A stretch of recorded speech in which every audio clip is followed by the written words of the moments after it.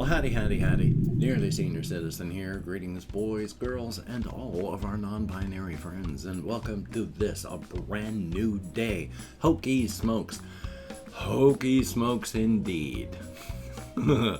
I went out walkies last night, and it was cold and slushy, not really frozen. It had been around 40-ish all day, and so I went out walkies last night, and it was fine. I did a full walkies, got about a block away from Safeway, and then guess what happened? I took a fall, a bad one, really solid smacko onto the ground. Holy smokes.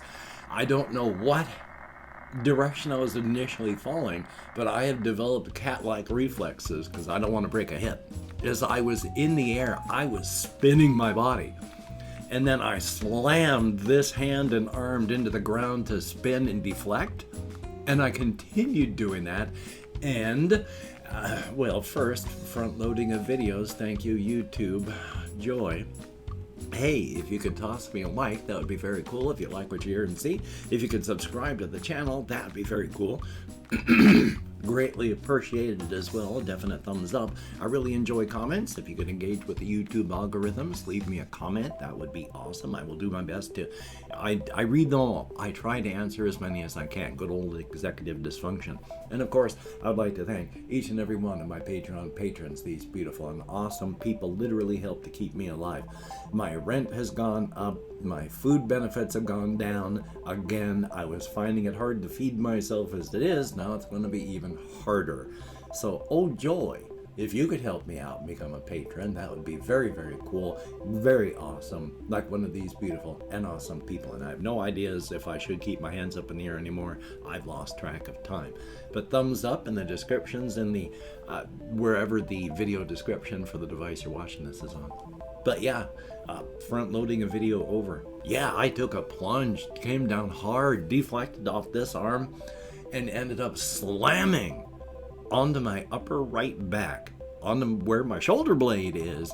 That part took the brunt of the hit when I landed. Thankfully, wearing my backpack, so didn't just slam onto the ground, had a little bit of padding, but still, all my weight deflected off here and then wham onto my, back of my chest. So that was a solid blast, and this hand was just numb for a long time. Thankfully, the way I hit and bounced off stuff, I didn't even hurt myself any further that way. Yay! And I didn't feel good with the rest of stuff that was happening, but I didn't really take a whole bunch of damage from it, apparently. The only thing I'm really worried about is the last time I took a fall and I landed on my backside and it didn't jar me as much as this one was. I still shook something loose, had a micro tear and a bleed in my digestive tract.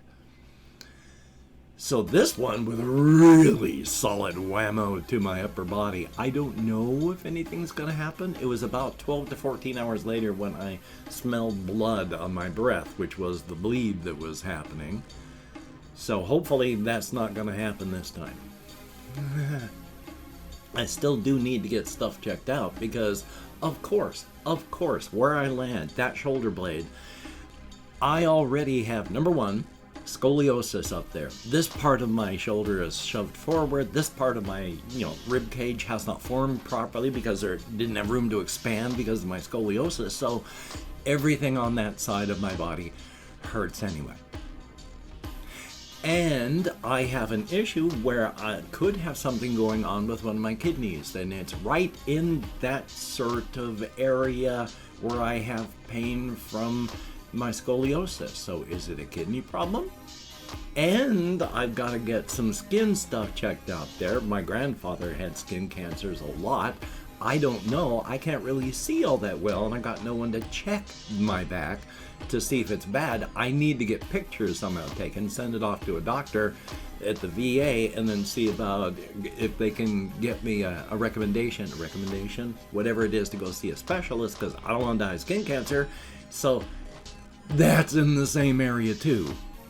There's a whole bunch of possible issues all in that area. And so, of course, when I land on it whammo, how much pain am I feeling from the fall? Or is it just my normal scoliosis? Or is it anything happening inside? Or is it with my skin? Of course it happens all in the same area. So yeah, I got to get these things checked out. But of course, still, I have no vehicle. And I rely on the Veterans Administration. It's 45 miles away. That's, a 90-mile round trip.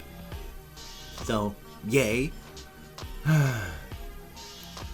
I don't know what I'm going to do. Don't know how to do stuff. I finally got the bill from the hospital for going in to get myself checked out. I haven't looked at it yet. I got to go in and talk to him because I can't pay it. It's stated my rent's gone up, my food benefits have gone down. I'm going to be losing weight because I'd been eating like just a couple cups of yogurt in a day and having one actual meal. I'm not even going to be able to afford that. So I'm going to be losing weight hard and yay. But that's life. That's life. That's life. Mainly I just wanted to talk about the fall. I feel as fine as I always feel. So I'm going to be watching myself, watching what I can smell on my own breath to see if I'm bleeding again inside, and I'm going to be watching, and just the fact that I can't go see the doctor, my doctor, doesn't mean I don't go get care. When I was bleeding downstairs from the plumbing, I went to the ER and I got checked out. So I'm going to hopefully, if there's anything happening, I will go seek help, no fear. But of course, there's more. I was also watching another video this morning, just before recording, there's this retro gaming channel guy. He's younger, like late 20s, maybe late 20s, and he's a retro game collector, and he talks about stuff, and he's kind of silly with the way he talks, and he's kind of goofy. But he was also talking about consoles that people don't really like, and why you may not like, or you may like not liking an old console. Because there's a lot of old consoles that just, people don't want to go any further back and play this stuff. And I understand that. I like a lot of the older things. I grew up, on the Intellivision. I was a late teen just before going into the military, and a friend of mine had an Intellivision.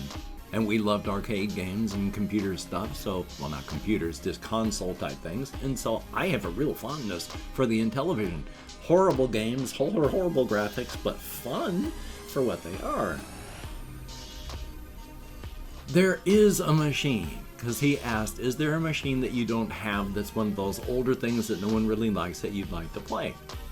It's not a console, but from everything that I have watched online, I know I would hate this computer, but I really, really, really feel a desire to have one of those older Sinclair ZX Spectrum computers. And if you've ever seen the gameplay for one of those things, the graphics were terrible, the sound was awful, it was taped, and they were just very, very weak machines. And I want one. No reason. The machine I actually grew up on was the Commodore 64 as a computer. I first bought a VIC-20, had that for like 2 months, went in, got a Commodore 64 instead, and then that was my machine. So I've looked back on it and thought, hey, I should try and get some of that stuff, but even the Commodore 64, good as it was, the graphics and all that, your nostalgia is so much better than the actual games themselves.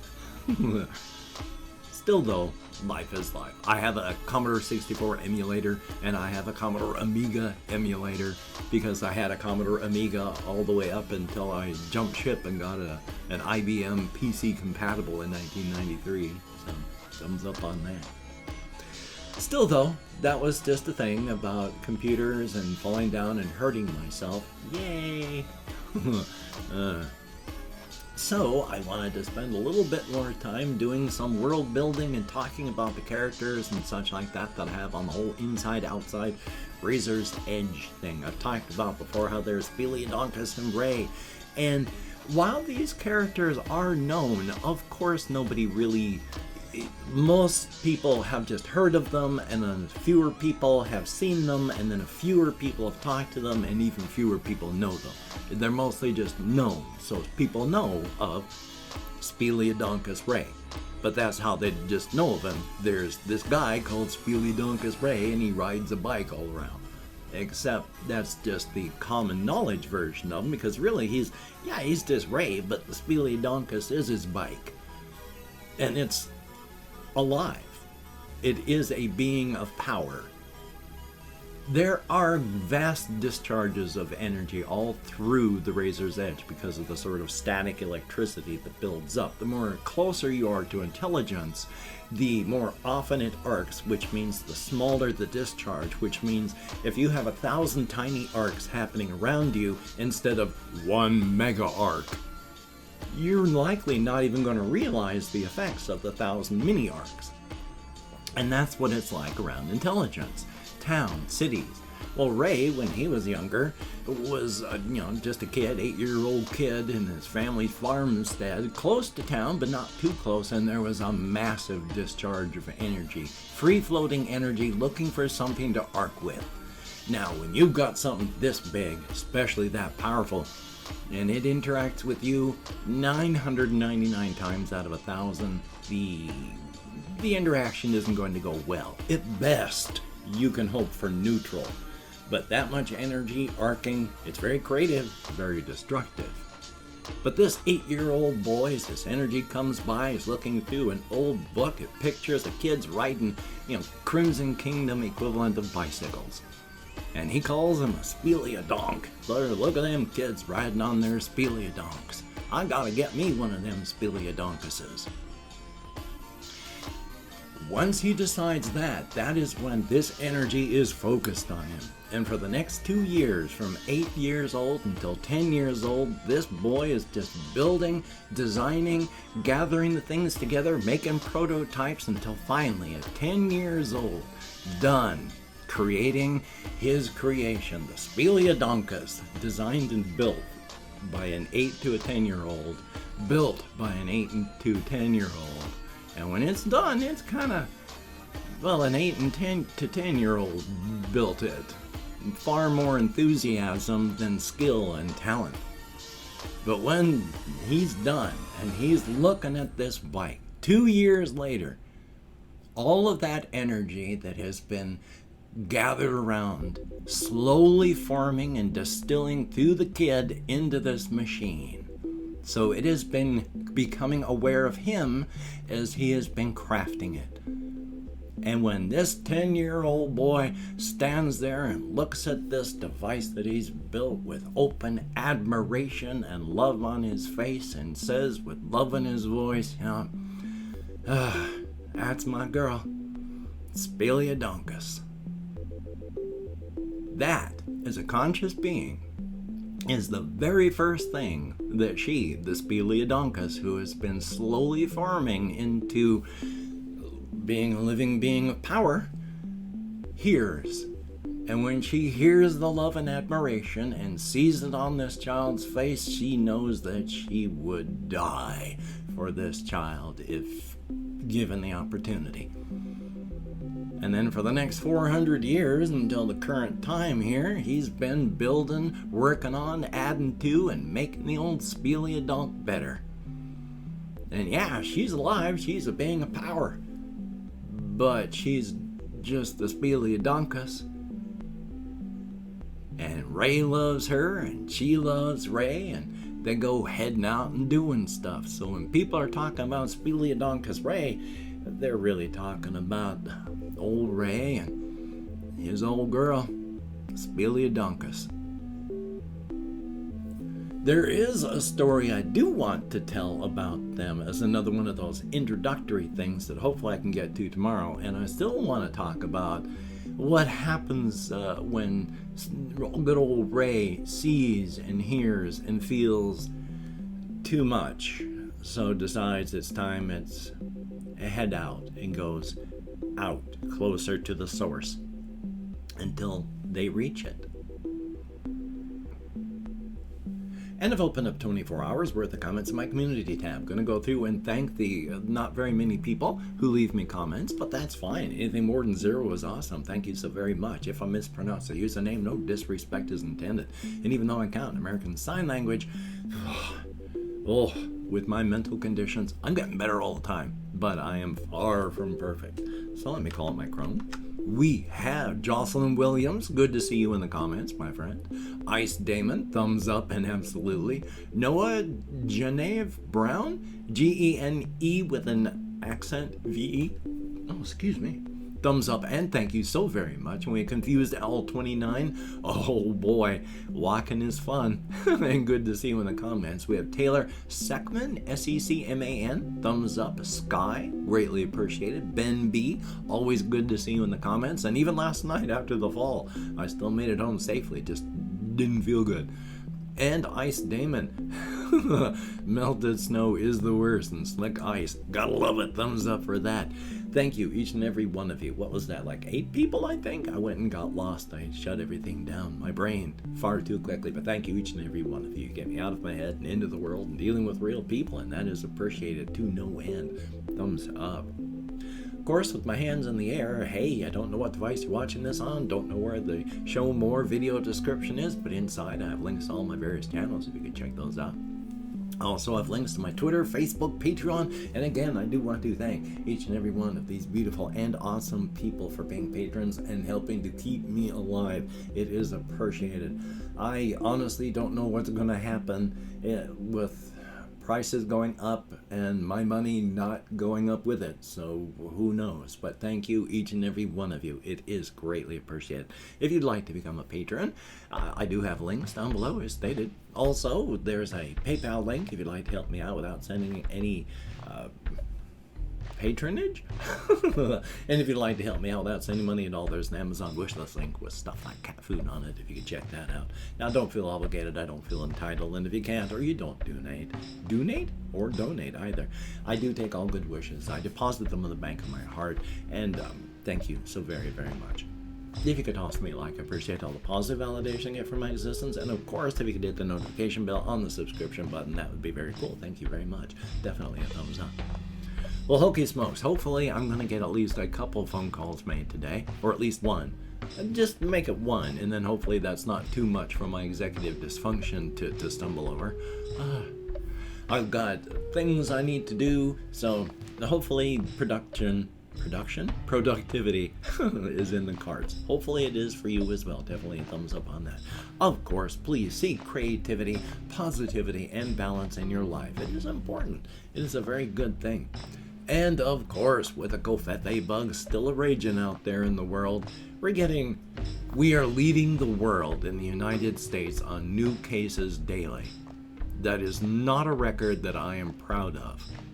Please wear a mask, wash your hands, socially isolate, try not to touch your face, maintain that social distancing, get the vax if you haven't got it, get a booster if you can.